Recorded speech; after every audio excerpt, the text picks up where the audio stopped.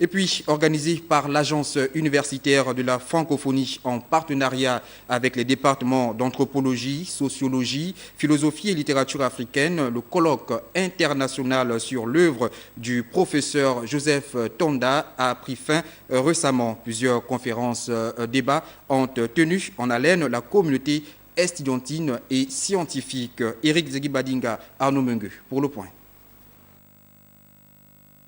La communication du professeur Peter Geschirr a mis en exergue la relation supposée ou présumée entre cercles ésotériques, richesses et pratiques sexuelles particulières.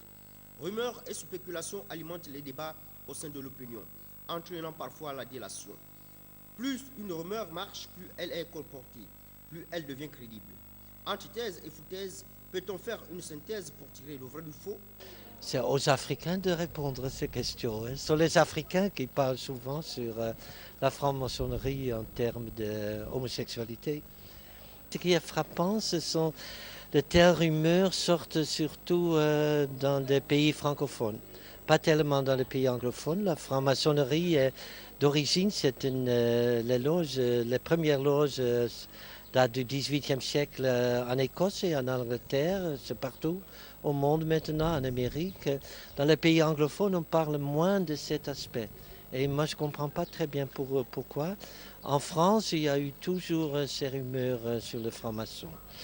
À vrai dire, c'est très difficile de vérifier la réalité de ces rumeurs. Les faits divers récurrents signalés ici et là sur fond de scandales sexuels et d'attentats à la pudeur corroborent et confortent la rumeur populaire. On n'est plus à Sodome et Gomorrhe, mais surtout comme.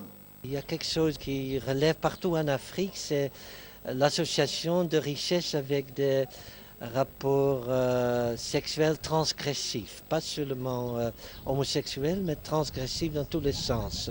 Au Cameroun, à un certain moment, il y a eu des pratiques que des dames riches devaient s'offrir à des fous qui se promenaient tout nus et devaient copuler dans des carrefours, à la vue de tout le monde.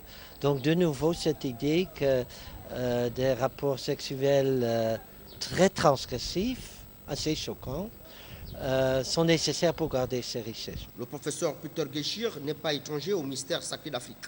Il est auteur du livre Sorcellerie et politique, la viande des autres en Afrique.